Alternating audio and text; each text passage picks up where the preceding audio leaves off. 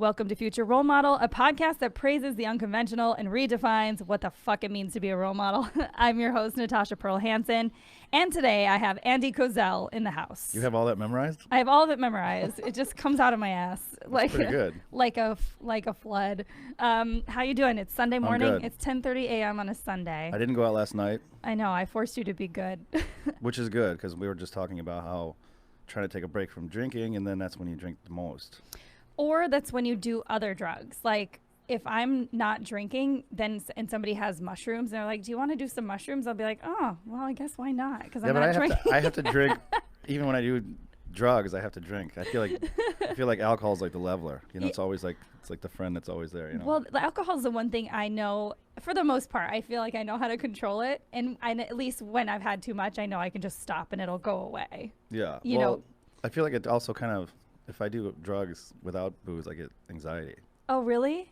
Depending on what drugs. I guess depending all on the of them. drugs. Yeah, most of them. But I mean, even if like pot, I guess I'll do that. But I mean. Yeah, I mean, I'm not a big pothead. I'm not either, which sucks. I always say this, but of course, when something becomes legal, as soon as I moved to LA, I mean, obviously pot wasn't like fully legal yet, but I've never enjoyed smoking marijuana since I moved to LA. It's always like I like hybrids. That's what I found out I like. Hybrids? Because hybrids are like, they kind of make you, it's like creative. Like we'll do it and like, I'm like, oh my God, I'm coming up with so many funny things. And I'll like write things down and then, but like sativa is all, it's like almost, chill. It's almost too high, right? Well, that was the thing that I realized when I first tried lozenges. When I moved to LA, my who's now my fiance, gave me a lozenge, a weed lozenge, and I thought it was pretty unassuming because it was just a tiny little suck thing. On it or do you chew it?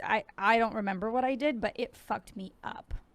And how do people enjoy it? I know people that just take an edible every night to go to sleep or whatever. I would freak out. I have like crazy dreams. I have like a sodium hangover right now. I don't know how old you are, but I'm like 41. Like, so I get like, I'm so sensitive to sodium. Like, so. We went to Maggiano's for a birthday Friday, and they give you that free take-home pasta. Oh, yeah. So I ate that in the morning because I was hungover, so I ate the whole fucking thing. That was like probably 2,000 calories, but that's like heavy sodium. And then at night, my friend came by, and we just ordered a pizza, and like, I mean, I was like tingling through the night. I was having crazy because of the shootings. I was having weird dreams, and I was having like, I woke up, and you have like this, like my eyes are puffy, and like you just have like this. You ever get like that bloat, and it's like I have like a foggy, like, you wake up and like I had to have some coffee because it's like you get like a weird sodium hangover. Yeah, well, and it also might just be, was there a lot of cheese on that shit? Cheese fucks me up. And I'm from Wisconsin. I should be like pretty immune to it, but.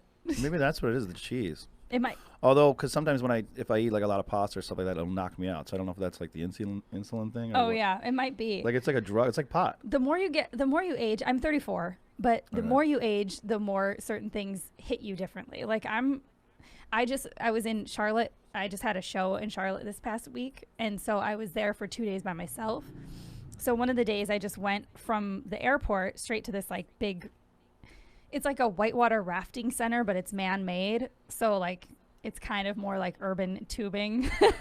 like a lazy river with like. Yeah, but like a rapids lazy river. How big is it? It's pretty it's big. It's big. They have 3 different rapid circuits, and they can control how harsh they are. Totally man-made, or is it like they just added like the It's man-made with real rocks. Okay. So it's like I would call it like a rapids training grounds because they have one circuit that's 1 and 2 levels and one that's 3 and 4 levels. We went down both, but you're on this with like normal families that can't handle shit.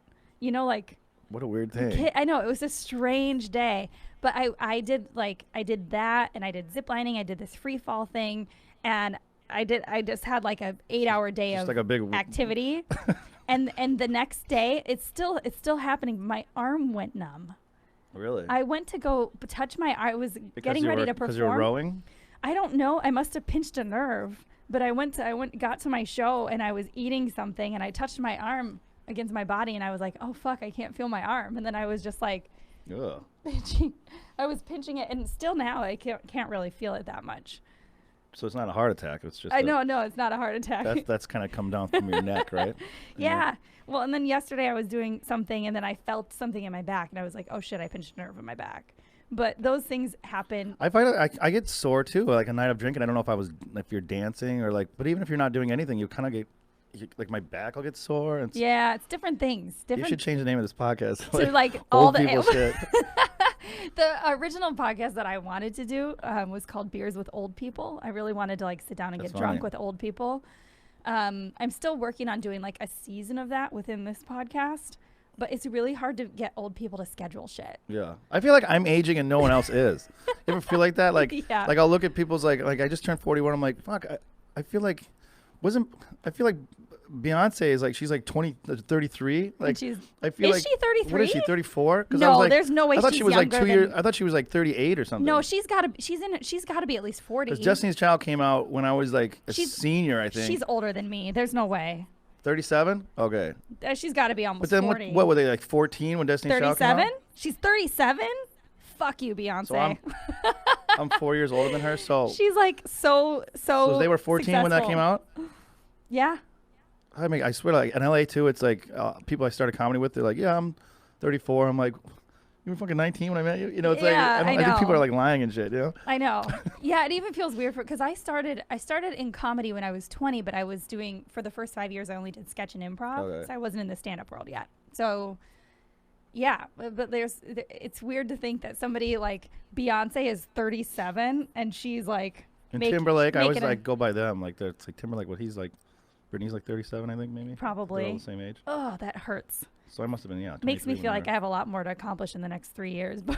Oh, God. That's what I mean. I looked up on that thing. It's like, it comes up on the internet once in a while. It's like, it's an advertisement, but you can go on there and it's like, type in your birth date and see what Leonardo da Vinci was doing at your age. Oh, fuck. You know, so it's like, fuck. So at like 41, he was like doing all this shit. And I'm like, oh my God. Well, he had to. I mean, you die sooner then. So your time. True. And there's no distractions.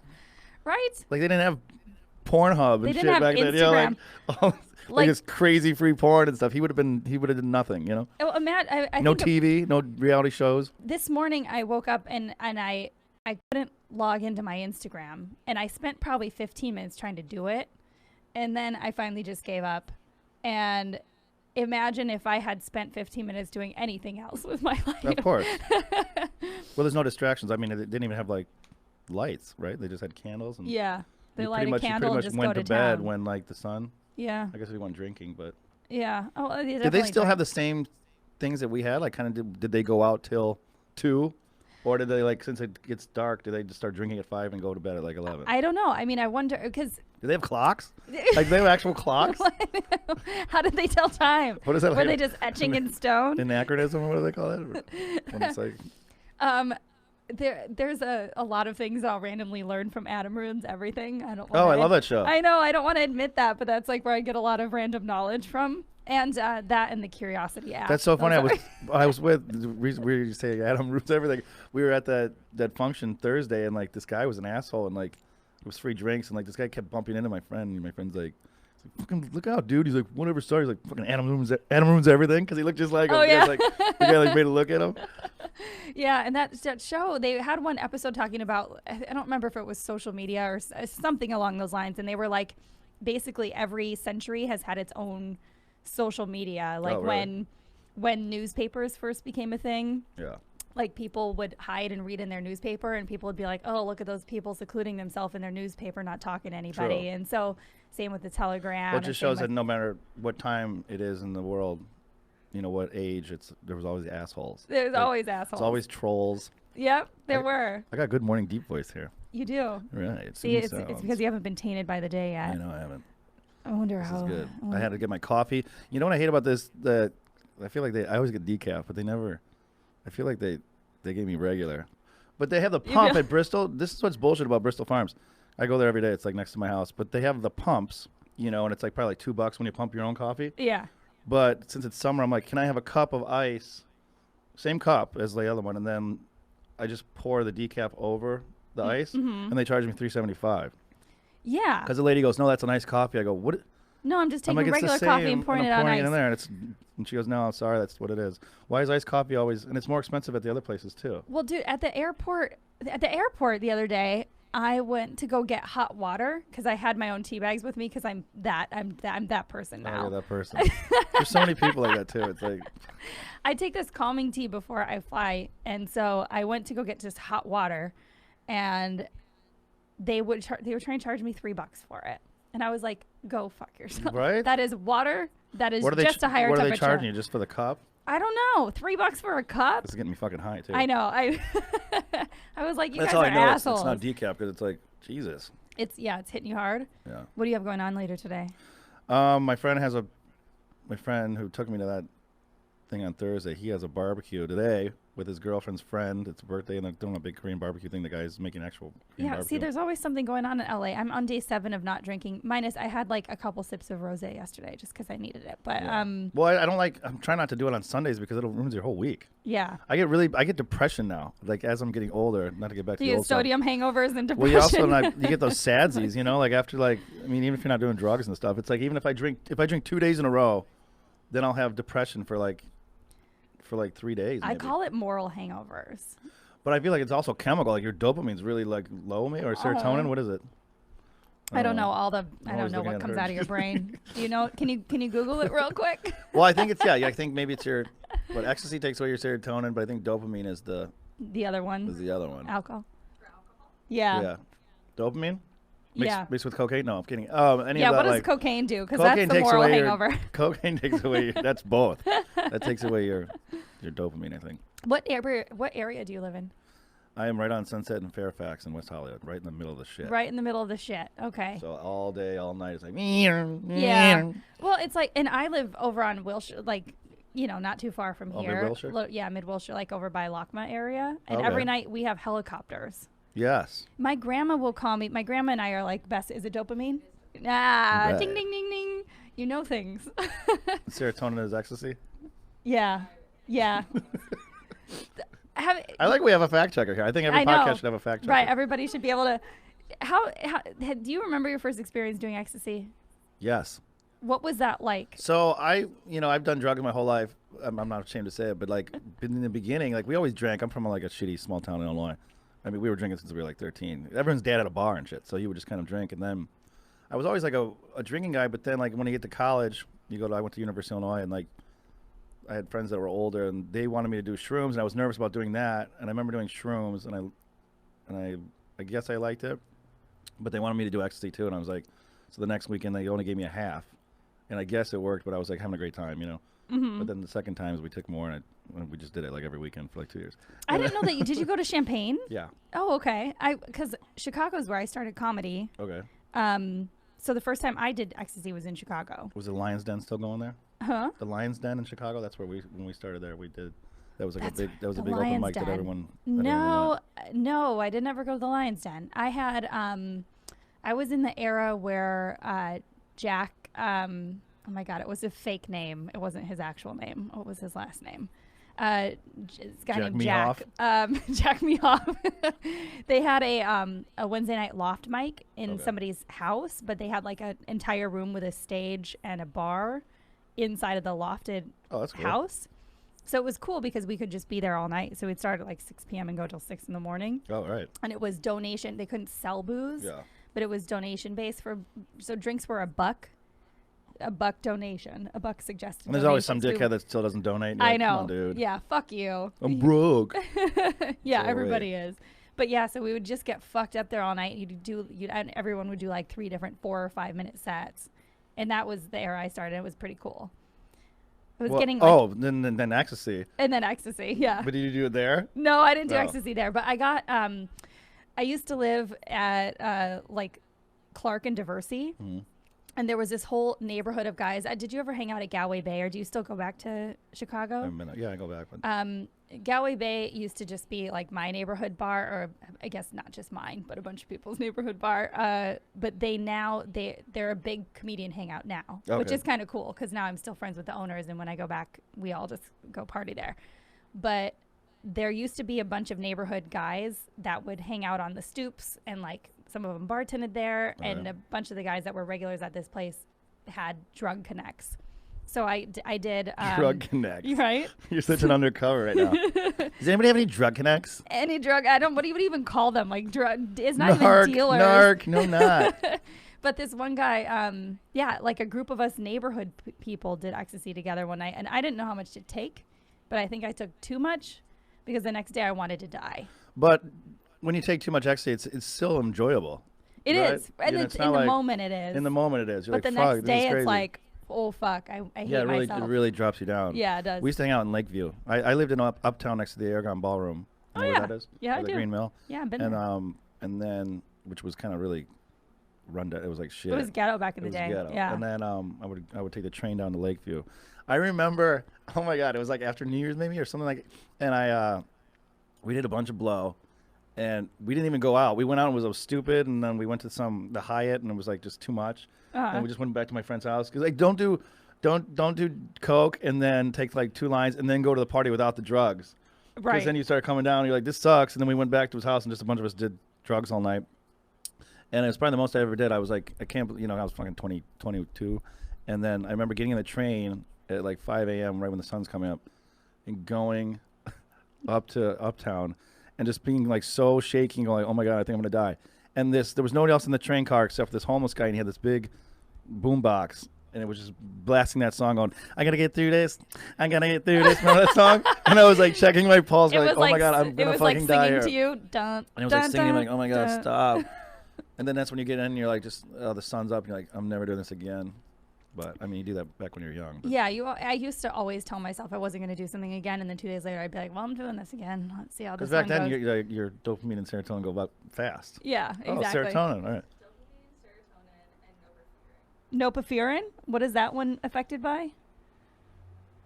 These are all the brain chemicals we're learning about. We're learning about what's actually, you're going to be educated after this episode.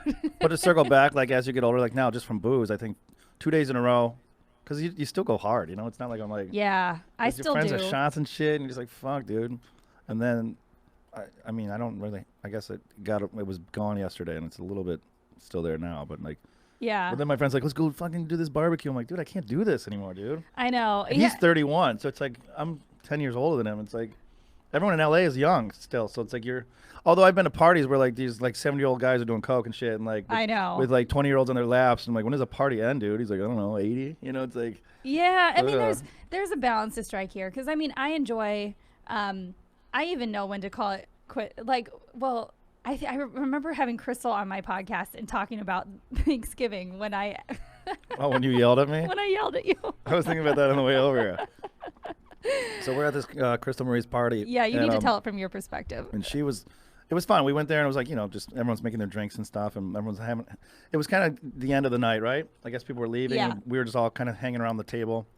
She has like one of those islands. It was a nice place, where everyone's just kind of walking around and like still eating and pouring drinks. And then they had this Ready Whip thing, and you were fucking wasted already, and like kind of like, yeah, like, doing that waste, like talking to people and yelling at people. And then I took the Ready Whip and I did a whip it out of it because it was kind of done and no one was using it anymore. So I'm like, and like you like looked at me like, you scumbag, and I was like, what? She goes, and you were saying like, you're such a loser, I can't believe you did that. And I'm like, what? Everyone's like looking at you. I'm like, you were like, fuck you, like just how like it was like crazy. I'm like, oh my God, was she mad at me? And then later you said something like, well, yeah, I went back, you guys went to a cafe or something, and you fell asleep. Yeah, I had been drinking since 10 in the morning. And then I didn't talk to you for like a month until I did your show, and I was like, fuck, is she pissed at me? Like, I know, Courtney like, what said did her that. parents die from whippets or something? Why is she so mad at someone doing a whip it out of a Ready can? Dude, I have no idea what I was. Like really, like in your eyes, you were like shit was coming back. Like somebody like wronged you on whippets or something. I know. I don't even know. I've never done whippets. I don't even know anybody who's like hurt themselves on whippets. And it didn't even work. It was like nothing in there. I was just like doing it as like a joke in front of everyone. Dude, I was just so hammered at that point. I feel like, because that particular Thanksgiving, me and my fiance have been in like a rough patch for a long time, and so he was home with his family and I was by myself. So I like got up and made meatballs and started drinking wine at 10 in the morning, and all I'd eaten all day were meatballs and drank wine. Did you finish the meatballs? I ate like a whole bucket of meatballs and then drank probably 5 bottles of wine by myself. It's so easy to drink a bottle of wine, isn't it? Yeah, because it goes down like water. Like they should have, I guess they have bigger bottles. But I mean, but like a bottle is for one person. It's only like 3.5 drinks, isn't it? Exactly. And Can that's we do a fact check on that? How much? And a four. regular? Technically is it 4 glasses of wine, yeah. 4. In a bottle. I think they're supposed to be, well, I mean, it depends on how big your pour is. But 6 or 9. You know, we went to Maggiano. She's like, would you like 6 or 9 ounces? I'm like, what does even 6 ounces look like? Yeah. Do the 9. Always the bigger choice. But yeah, so I mean, you're giving us abundant, like this crazy abundance of pasta. Like you can give us, oh, you can eat this shit, but not like, you know. Oh, and that's what I always hate too when you go to happy hours and they're like, oh, the happy hour wine is $6 and they pour you like this little they're always size. making their money off that shit. I'm like, fuck you and your happy hour. Yeah. Give me, just or leave like the whole bottle. They'll have the happy hour menu and it's like COD, you know, that place is pretty good. So we go there but they have the same food, but then they have happy hour like portions, and I feel like it's just half off. But like, say they give you like 4 pieces of sushi in the regular thing, they give you 2, and it's like, I don't know if this is a deal. Yeah, you're like, this is not. You're just giving me a half portion. And charging me half price. Yeah, it's just a lame marketing ploy. Shit wine or whatever. There's never like hard liquor on the thing. Did you grow up you grew up in Illinois too, huh? Yeah. Which city? Peru, Illinois, LaSalle, Peru High School. Where is that? It's like 90 minutes southwest of Chicago. Okay, so not that it's far. west of Joliet on I-80. I never really ventured. Straight down from Rockford. I never ventured much south of Chicago. I've been to Rockford. You know where Star of Rock State Park is? It's a huge, like... Yeah. That's where my hometown is. Oh, sweet. So we grew up in there. Did you... cliff diving and stuff. It's really kind of weird. Fuck, you cliff diving? Oh, yeah, because we're in the Illinois Valley, so the river comes down. Oh, that sounds fun. Like, it's really historic. That's where, like, Lewis and Clark went through and all that stuff. And now I feel like I want to go there because that's my jam. I love jumping off of shit. Marquette and I don't know, one of those guys. One of the people that pretended to discover stuff. They didn't really discover anything. One of them assholes. But it's a weird, like, I feel like growing up there was like, you know, like because, you know, Illinois is a blue state. And so I feel like everyone was kind of like liberal there. Like, but now it's like really Trumpy and like, yeah. I'm like, was it like this growing up? I guess the Clinton era was like, everyone loved Clinton. So it's like, everyone's like. I don't know what era it changed, but when the worst show that I've ever had. The worst show that I've ever had in my life was in Decatur, Illinois. Oh, yeah.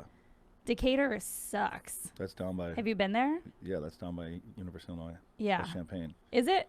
I didn't realize it was that close. Once you get down from past I-80, all my Chicago friends are like, yeah, past I-80. I'm like, well, I'm on I-80. Yeah. So at least there's that. Well, I had never been down. Then it gets really hicky. I didn't realize because... You don't realize how long a state is until you have to drive through it. And then pretty much Kentucky. Fuck. Kentucky is southern Illinois and middle Illinois is pretty much Kentucky. Yeah, I'll never go to that part of Illinois again. I mean, if I can help it. But Peoria's not bad, but it can be. Yeah, I don't have any. I mean, there's no destinations. Nothing's gonna bring me. They have a good strip club, Big Al's. I'll give Al a plug there.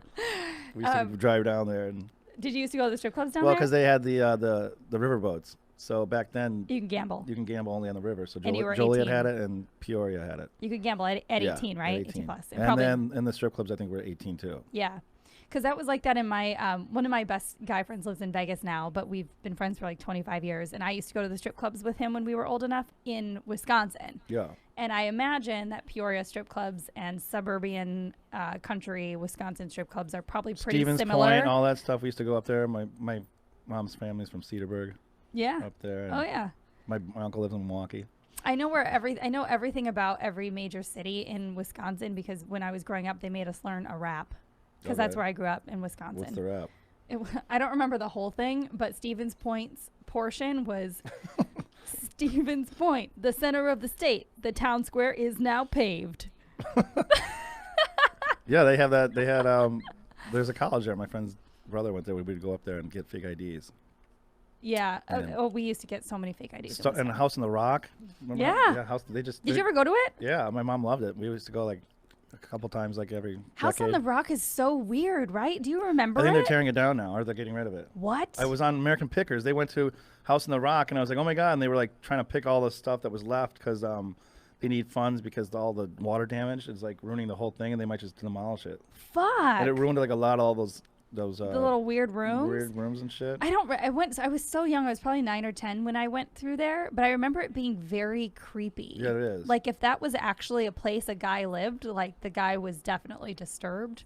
Do you remember the backstory? They did the whole backstory. Is that one guy who like grabbed all that crap and put it in this and he kept building on it, right? Yeah. Yeah, he was just tunneling into the rock. House on the Rock. And then we have the epic Wisconsin Dells, where we would go there every year. Yeah, I was just recently there for a bachelorette party. It's actually a very fun place for a bachelorette party. Wisconsin Dells is fucking awesome. It's and it keeps awesome. getting better and better every year. I haven't been there in like 20 years, but we would go there and like right after college, so we were 21, and that's the first place I bungee jumped. I'm afraid of heights, but I bungee jumped. And it was like the highest in the Midwest, and it was like 200 feet or something like that.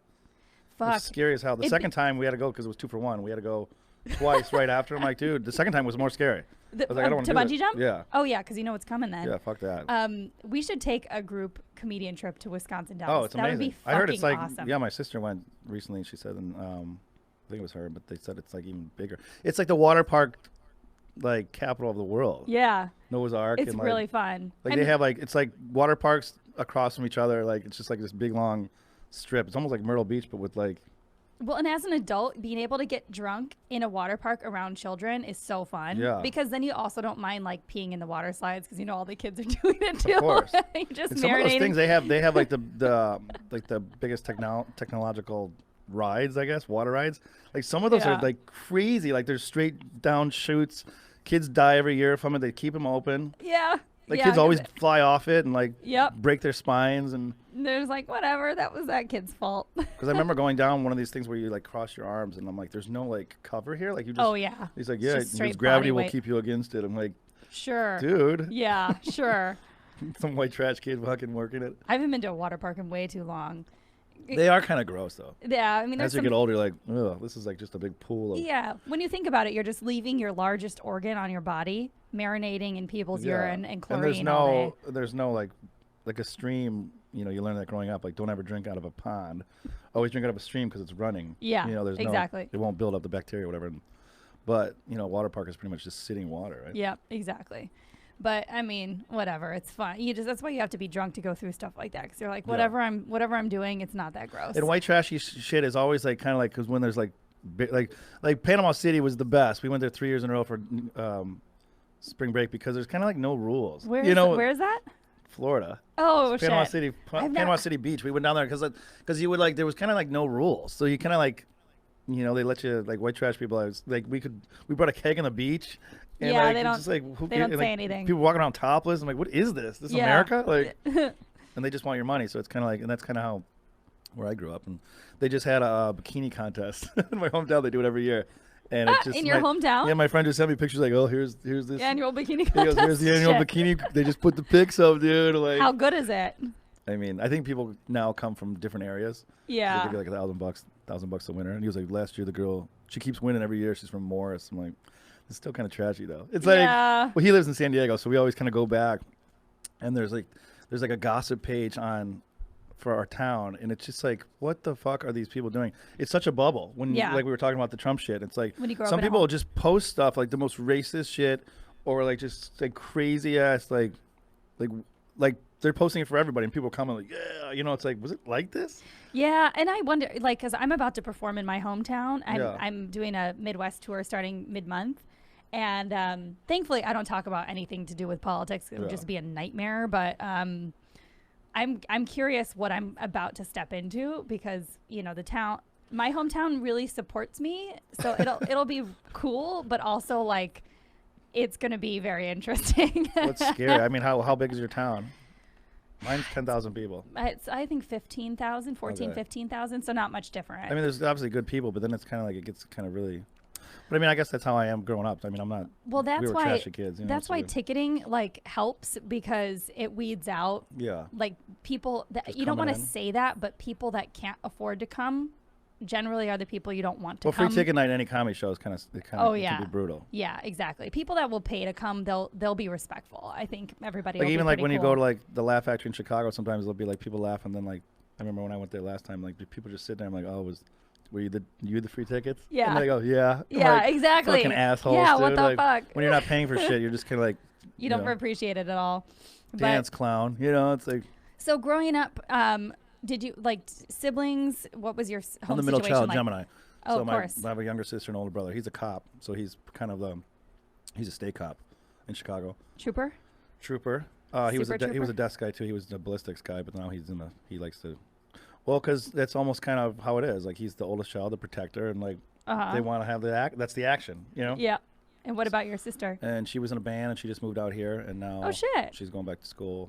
Well, she went to U of I, but I don't know what she's going back for. So she's a creative, but she's stopping? Yeah, she plays like 10 instruments, and she does all. Oh, my God. And then I'm the middle. Yeah. So what was your life like as a kid? Like, did you? So we grew up in LaSalle, Peru, Illinois. It was really great. I mean, it was like those TV. It was like a movie, like Stand by Me, almost like that. Yeah. Where it's like we would go walking around the forest areas and stuff, and looking for bodies. And yeah, I mean, it was like boating. We had the river, so everyone knew how to water ski, and everyone's dad had a boat. Yep. And everyone drank in the rivers and shit, and you go fishing, and it was really cool. But I mean, it wasn't like, it was like those movies. Yeah, we were kind of like that too. We had certain people had boats, certain people lived on the lake, but like not like Florida boats, like right, like a little shitty speedboat. Like exactly. For like $500. But we would make anything work. Like there was one of my friends lived on the lake, but they didn't have a boat. So we would take these big inner tubes and tie them together and paddle out into the middle of the lake. And then when we couldn't paddle anymore, we would just wave for like some fishermen to like tow us in. Yeah. And we would do that. We'd take a cooler full of like your floating cooler, and you go down to like beer and cookies and beer. That's what we would take home. I remember even in the winter, like because there was like rural areas, like with my one friend's dad was crazy, and like we would go, and like these like farm roads wouldn't be really plowed that well. But they would be, so a car could kind of go on it. But like there was a cover of snow, so we would tie up those sleds, plastic sleds. Yeah, we used and to there'd do be like this too. 3 of us, and like his dad would like drive like 30 miles an hour. Yep. And we'd be laying on it, like fighting each other, and just like sliding all over the place. And oh fuck yeah, we used to do so that dangerous. kind of shit. And his dad was an alcoholic too, so I feel like he was always drunk, and we just didn't know. Yeah. No, I mean no. every time later in life, I find out somebody's parent was an alcoholic. That was my favorite parent. Yeah, I think they all like were. They were. Yeah, I was like, oh, they're so cool. Why are they so fun? We were sleeping over kids' houses. Same. At like 10. I mean, it must have been 9 years old or 8, and we would go, and the parents were never there. Yeah. Like the mom, I think they were divorced. My one friend, his dad, he would come home, but the mom never came home, and I don't know, or she'd come home at 4 in the morning, but then there was just nobody there.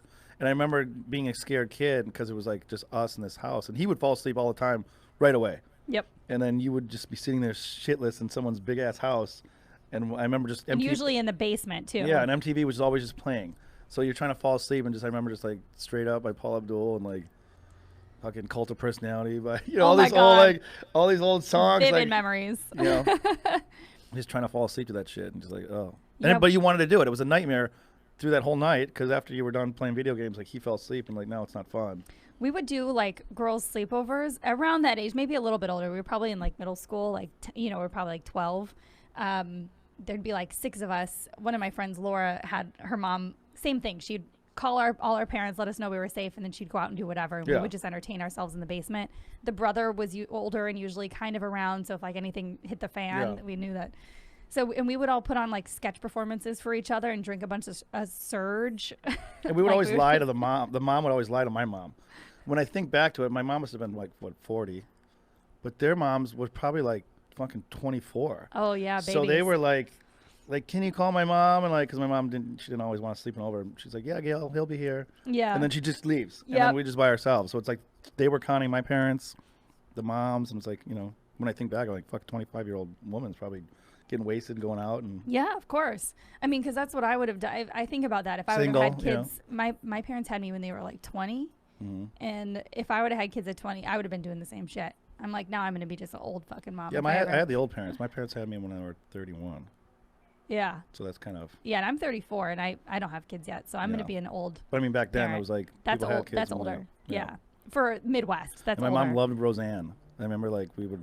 But I remember HBO free preview. We had the Roseanne special, and she always, and we would record the free preview. Oh yeah. And then she just always watched the Roseanne special because my mom, she was kind of like the same weight maybe back then. She's thin now, but she's always like, fat moms are the best. Like, did your parents love comedy, or was there any sort of influence? My dad was a very quiet guy, very dry, but just like, I don't know. But my mom, I don't know, because I remember. Yeah, we loved Saturday Night Live, and we loved Wayne's World. I remember that was kind of our bonding times. Our bonding times were TV. Yeah. And my dad always watched the crime shit like LA Law and stuff, and then we would watch all that. The funny stuff together. St. Elsewhere, and those were always the big shows. And then we just stayed up till like midnight. Because my dad would work till like 9 at night sometimes, or 8. Mm-hmm. So we never saw him. So what did he do? He was a lawyer. But like a small town lawyer, we're like, just you fucking working all day, Just all night. defending all the Yeah, but it's like neighbor. small town, so you just like, it's just you. So you kind of have to like, it's not like in the movies, I mean, we weren't rich, but you just like have to, a lawyer, gets paid by pretty much what, commission? It's like unless you're doing it, no one else is doing it, Yeah. So like he would just be working all day, and he would come home and my mom would like, we just sit with my dad and watch TV. I think that's why I love TV so much.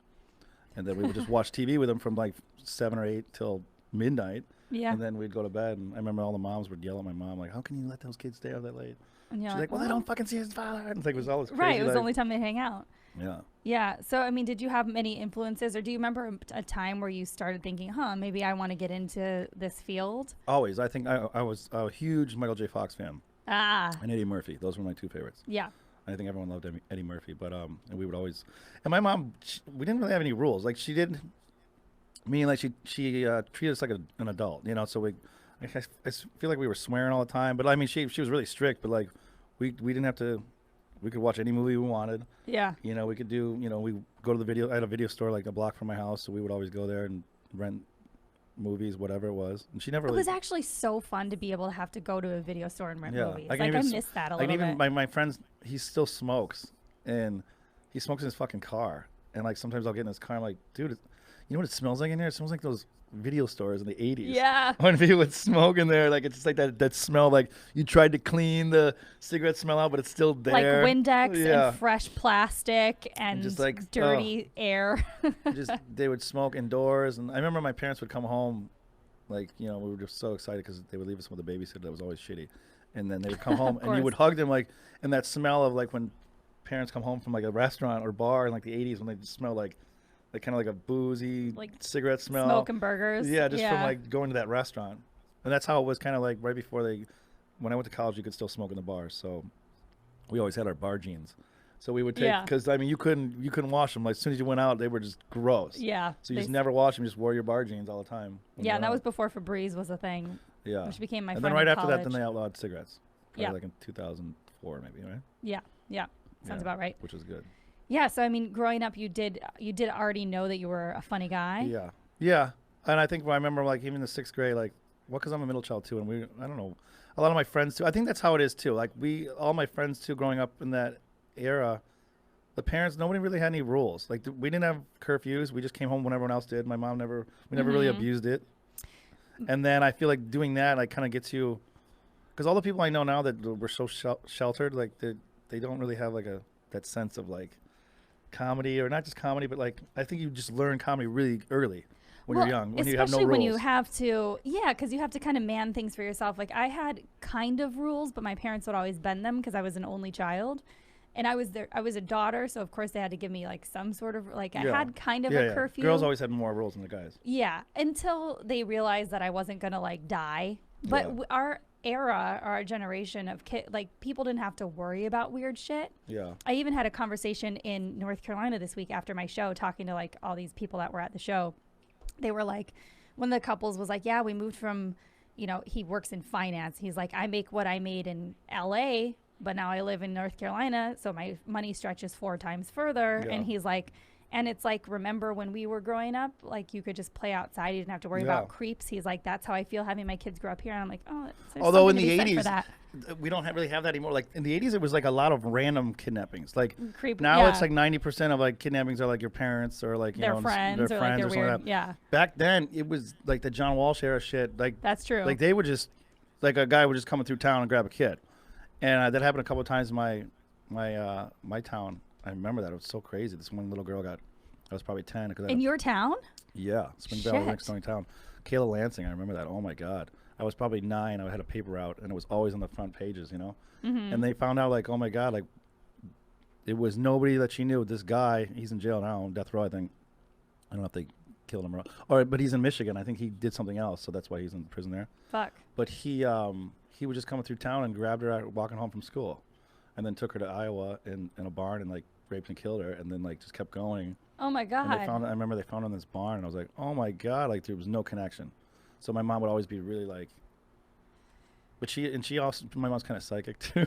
Really? I used to talk about this on stage. I am too. My sister, we all have like a little You're bit intuitive? Yeah. So she used to always be nervous and about all that shit, and I remember she had a dream. This is true. She had a dream where we were a bunch of kids and we went in this blue van, and we all came out. And she said we had cold sores all over our mouths, and in the dream, no, in the dream I never had. Yeah. In the dream, and she's like, "What happened to your mouths?" And like they're like, "Mom, he made us suck his penis," and then like she was so distraught, and she woke up and she called us all in the yard and inside, and she sat us all down. We probably like fucking ate, and she's like, "Don't you ever go into a blue van and suck someone's penis, no matter what they say." And I remember we were all like, "People do that?" She's like, "Yes, now go play." And I was like, "Oh my God, I'll never forget that." Holy shit. And she said that really sat with her for like weeks. That is so vivid. Yeah, because she didn't know if she was like a premonition of something or what. Like, did she have other moments like that in your life? Like a lot of little premonition she moments? had well, because she had somewhat depression, I think, too. But she would have like she would sleep a lot, and well, she's a night owl like me. I don't think she just was up all night like washing dishes and shit, and right. you know, watching TV and shit. And so she had like 2 near-death experiences, but not death. Like she had out-of-body experiences. Like she was so like kind of like just from what, like just randomly I on the think when couch. like she was in her room. I remember she was like there was like maybe like a week or so. I don't know if she had postpartum or something. I don't know with my sister because my sister's 8 years younger.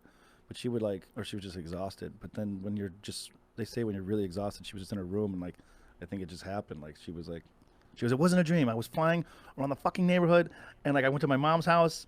You know, that's because she grew up down the street and she's like, I was there and I could make myself like, okay, now I'm gonna be there. And I was there and like she said it was so real and I was like, whoa. I was like, was it a dream? And she's like, no, I swear. And like that's interesting. But at the time she was really just like exhausted. And I think that happens when you you just kind of let it out. Fact checking. Do you have near-death experience or out-of-body experiences when you're exhausted, or I don't know? So you have some of these abilities too. I get it when I'm drunk. When I drink, so everyone says they have they get interesting. Because then they say that's. I'm less cool. I think I can speak Spanish when I'm drunk. And you're you drop your the future. You drop that wall. I guess they say. Well, everyone's psychic. You just got to learn how. You have to learn how to like, tap into it. Mm-hmm. Like, you can actually go to like these psychic schools, and if you kind of have. Some people are way better than others, but everyone always says psychic Andy moments. So on spring break, Panama City, one of my first ones when I figured out was there was a bunch of us and we had these 2 rooms connected and there was like a shower for both rooms. Mm-hmm. And I remember we were playing Kings, you know, the drinking game. Yeah, I love Kings. And there's a category section, you know, or like whatever. And I remember it was my turn to go in the shower. So I'm in the shower as they're still playing, you know, it's staggered. And I'm like, for some reason in the shower, like Truman Capote kept coming in my head. And at that time, I didn't know who he was, you know. I was thinking, like, Truman Capote, like, why am I thinking this name right now? And then I get out of the shower, and my friend's girlfriend, Jenna, her and I kind of had this weird psychic connection a lot. And they were like, and right when I came into the room, she turned and looked at me. She goes, "You'll know who this is. Who wrote Breakfast at Tiffany's?" And I go, "Truman Capote?" She goes, "Yeah, see, he knows." And then they kept playing. I was like, what? So crazy, right? Yeah. But we were drinking all day, so I was drunk in the shower, you know, just like showering. And just had like a... Yeah. So all my friends, they all have kind of a psychic Andy moment. Fuck, that's cool. Even Amir's like, when I first met him, he's like, I haven't had my psychic Andy moment yet. And then we were going, I remember by that Mosaic church right on La Brea. That's where I'm going today. Are you? Yeah. Are you a Mosaic person? See? Yeah. Psychic yeah. Andy. No, what's so you just got your psychic Andy moment. Isn't that weird? Wow, live on TV. I don't go to church every Sunday, but this one, on my way here, I texted my neighbors who go every week, and I was like, I'm going to meet you there if you can save me a so seat. Weird. See, now you got my, I'm picking up your thing. Yeah, that's so funny. But we were right around that area. And it wasn't right there. I don't know why I would have said Mosaic. But it was right there, and like a cab pulled up, and we were going to get the cab of the kids. They were coming out. We were going to take their cab. Yeah. So these 2 guys came out, and I go, what are you guys from Ohio? And they go, we are. And I was like, I don't know why I said that. Like, it was very like weird. Like Dude. So weird. I love that. It's weird stuff like that, but I don't know why. Okay, so what intention did you have going to Champaign for school? Like, what were you going to school for? So I played baseball in high school and wrestled, and then I went to JUCO first in my town, which was like the best time of my life. It was so fun. Explain. Well, we had the bigger town, the township high school, and like Yeah. all the other schools like Ottawa and stuff like that, and they were big too. But everyone came. The JUCO was in my town, so it was almost like 2 more years of high school, but with like all the other kids from all coming together. But Yeah. we were kind of the cool high school, so everyone kind of liked us. Yeah. So it was just like really fun, and like I don't know, we still lived with my parents. My friend his parents moved, so he stayed there, and he had an apartment, so we just all hung out there, which was great. And then I played baseball there, And then my brother went to Illinois, my sister, my uncles. Illinois was the thing growing up. You wanted to go there. And so I went there with my friend and easy path. And I got the Planet, the radio station there, had a morning radio show, which was we got #1 in the area ratings down there. And we had a parade and everything. And so you were on the part of the radio station? Yeah. So this guy already had Chris Lanuti, he already had he was older than me, so he already had his morning show. It was really popular. And I came in because they said sorry, she's holding things up.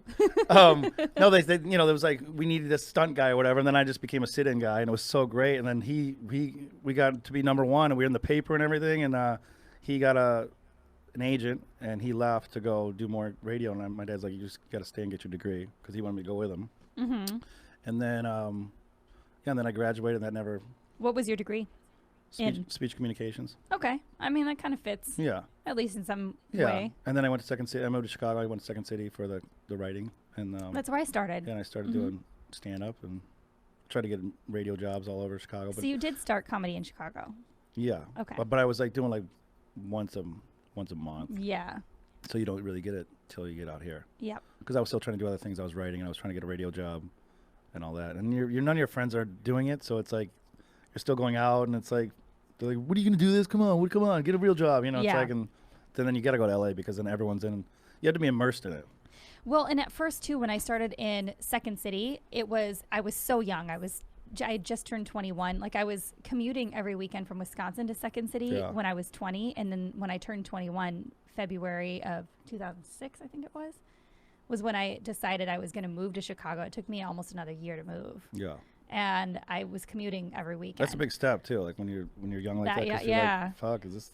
Well, and I had a job. I had a restaurant job at an Applebee's in Wisconsin. I made like decent money for that area, and so I was like scared to move to Chicago. And then I finally moved to Chicago when I was 21, and was just doing improv and sketch. And because improv didn't require much rehearsal. I mean, you would rehearse, but it didn't require the type of hustle. You would just go and I would get into these groups and I would just show up to stuff and like make things up on the spot and then leave and go drink and like, you know, so I mean, but that's kind of how it is though. I mean, and I kind of wish I didn't have a day job because I work downtown in this building, and like, I wish I would have got like a waiter job because I feel like. Yeah, it gives you more flexibility. More flexibility, and you're probably making more money too. I didn't know that. I was making sick of money, and I didn't realize it because when I finally moved to Chicago, my first bartending job was downtown on Hubbard Street. And it was this really tiny place. I don't even know how I happened upon this place, but it was this tiny place that was definitely a mob front, and it was just owned by a bunch of people that owned like the meat and garbage place, like shit in Chicago. Chicago's so shady like that. Yeah, exactly. And so it was just it was basically like this guy cooking in the back, pasta and shit. They would just order bottles of booze from Costco, so we would randomly just not have shit because they weren't ordering it legit. That's kind of how the haha was. And they paid me under the table, and it was awesome. And if I had a slow shift and didn't make any money, the owner would come in and just slide me $200 bills, and I was like, "Fuck, this is awesome." And also too with the waitering and bartending, it's like you don't take your job home with you, and it's kind of it's a lot of flexibility, and you got like your tips every night. And it's just, and if you had like something you wanted to randomly go and do and you were stuck working, you could just, you know, fake being sick. Oh, I don't feel good, you know. Yeah, it almost gave me that was like the epiphany. Like in Chicago, so I was like, fuck, I'm never gonna do this ever again. I don't want a boss like this. I don't want to like or just like coming in at 8, clocking in, and if it's 8:01, you lose that hour kind of, and it's like, what is going on here? When I was 23, I went downtown and I had signed up for this like I was gonna do sales. I was like, I'm gonna do this 9-to-5 thing, and this when I was starting to get more shows in the evenings, like improv shows and stuff. And I was like, oh, I need to have a real job during the day. And I went, and this guy was such a douchebag that was like he was like the training salesperson. He was like over energized, like a car salesman. There's so many people that are just made for that shit. You know? Yeah, it was so. And we had a lunch break, and I went to lunch break and never came back. And I was like, that's so young. You do that shit when you're young. Like, fuck this. I was like, this is not for me. And ever since then, I've never had it. I've never even looked for a job like that. Like that, you know, I just couldn't. It's not me. Well, just that whole like corporate. I mean, some people. I mean, if you're getting paid a lot, I guess, but I don't know. I just don't like that whole like weekend warrior shit. And like, just working all week, and then like at the weekend, you just want to get fucked you do up. drugs and shit. You're still in the same clothes from Friday and Sunday. And it's like. Oh my God. And when you lived in Chicago, did you move to Chicago after college, or were at you U of I? Oh, get this. So I graduated 2001, and then the day I was going to start Second City, the first class was 9/11. So they shut down the whole city, so I couldn't go up there. Holy shit. Yeah. And the kid that one of my best friends, Derek, who killed himself, he was the one that woke me up on 9/11 in the morning. It was like probably 7:30, right? In the Midwest. And he's like, oh my God, fucking wake up, wake up. And I was like, look at the TV. And I saw the second one hit live. And I was like yelling at my mom, like, Mom, turn on. And like, she was like, what are you even talking about? Like, no one even knew, like, it wasn't a big thing. Yeah. Because then I remember going, since I had the day off, I was getting my wisdom teeth out too. So I had to go to I ended up going there during the day to just get the checkup, before. And I was telling all the nurses, and they were like, what are you talking about? I'm like, we're like under attack right now. I'm like, and they just didn't believe me. And they were just like, oh, okay, yeah. So come in room 4. It's like no one. Ours, because it was my junior year of high school when that happened, and we didn't have like TVs in the room. They had to be wheeled. Remember how they had to be wheeled into the room on a cart? And there was this guy, Ben Bamber. I haven't said that name in like 20 years. He was this very, anybody from my hometown would remember who this kid was. I'm not going to trash him or anything like that, but he was just a loner kind of kid. And so anytime he would say something, you were just like, whatever, Ben Bamber. And so he was the first one in the room, and it's a good name, Ben Bammer. I know. For like a comedy movie. I know, Ben Bamber. Whatever, Ben Bammer. And he had told a teacher to wheel the TV in. And so we were filtering into class, and he was like, planes are running into things. And we were like, whatever, Ben Bammer. And that's all like the cool kids or whatever. Like, they're the ones always get killed in movies because they're like, fuck them. Yeah. The one kid's like, oh my God, the world's ending. And they're like, oh, whatever, nerd. Yeah. It's like, and then they run into. Hope she gets killed. Fuck her. Exactly. Oh, that's crazy. So you started Second City right at then right after that, I moved to Chicago. Maybe a month later. What area did you live in? Uptown. And then all my friends live in Lakeview because they lived there a year before me. Yeah, I was East Lakeview. And that's kind of the hip place around Wrigleyville, south. So when you were starting in the comedy scene too, did you like? Because this was a hard thing for me because I feel like I was trying to start down this path. I didn't really know what I was doing yet, and so I would end up like going out all the time, just trying to like create an adventure for myself to like write shit out of. And I still do that a little bit for myself. Well, that Judy Carter book, I remember that was the big thing. So the comedy Bible, because I remember looking at Maxim, and it said, you want to be a stand-up comic? Here's what you have to do. So like it's going to take about 20 years. It's going to and it had all these things. It said, get this book. And she just came out with this book, and it was really, I mean, if you're going to start stand-up, I would say get the book still. Yeah. It's one of the best books, to get you going and like teach you how to write jokes. And so I did that, and then I started going to like looking up in the paper. What was the one paper? Was it kind of the artsy one? Ooh.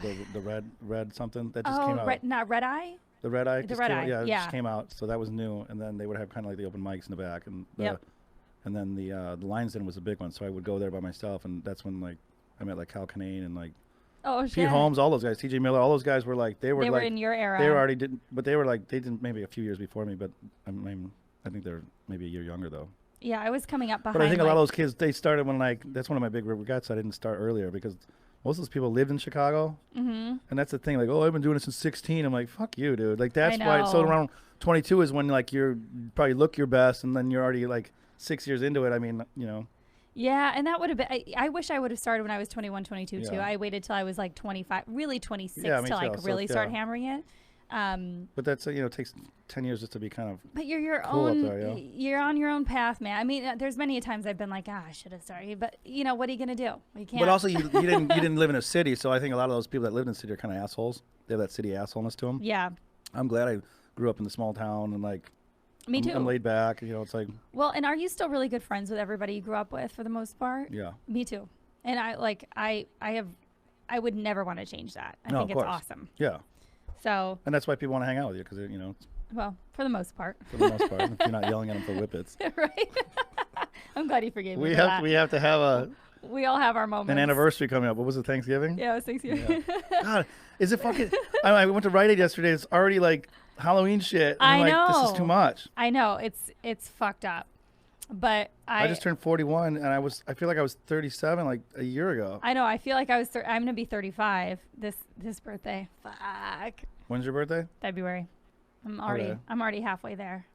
Halfway through this month is my half. Well, LA time I feel like goes by so fast. I know. I don't know why. Everyone else in like the country is like, yeah, it's not that fast for us. Yeah, I'm like, what is? It's taking forever. Well, and then I always have to like think back to what hairstyle or like what I was doing on certain, because everything just blends together because there are no seasons here. Yeah. So I'm like, what was I doing? Which is good. Yeah, in a way, it just feels like all your accomplishments are in one time chunk. Then because you go back to Chicago and it's like for that weekend in the winter and you're like, oh, this is so cold. Fuck this. Yeah, exactly. So how long have you been doing stand-up now? Probably because I would stop in like maybe 12, 13 years. 13 years? Okay. But there was times when when we were probably hitting drugs, I wasn't getting up as much. You know, 10 years ago. You know, you're kind of like in your... Well, I'm writing too. We just... I wrote a screenplay, so we're a horror script, so hopefully we're going to start... Horror comedy or like just straight up horror? No, it's like a ghost story, because I live in like one of the oldest buildings in Hollywood, and it's like haunted. Oh. And it was like... And it's like... where like old contract players used to like Errol Flynn lived there and James Dean, Lana Turner. So it's like, and it's kind of. Have you ever seen The Ghost of James Dean? They used to. Well, actually, he didn't live there. What's her name? The girl used to bang. He would climb up the back fire escape into her place secretly, and have sex with her and leave. There was another place I was at. What the fuck's her name? It's like but I don't know if she was like married, but he would sneak up there. Not Marilyn Monroe. No. I feel like she's the only one that I know. Yeah, not that. Like, she snuckily banged everybody. But yeah, and like the whole place, and everyone kind of has like they're good ghosts though, and like they're like party ghosts. So it's like kind of like my side is a good side, the other side kind of can be a little bit more sketchy. Interesting. So yeah, it always happens when you first move there. They kind of fuck with you. Do they show up? They came to me in my dream in the beginning, because I didn't have my dog.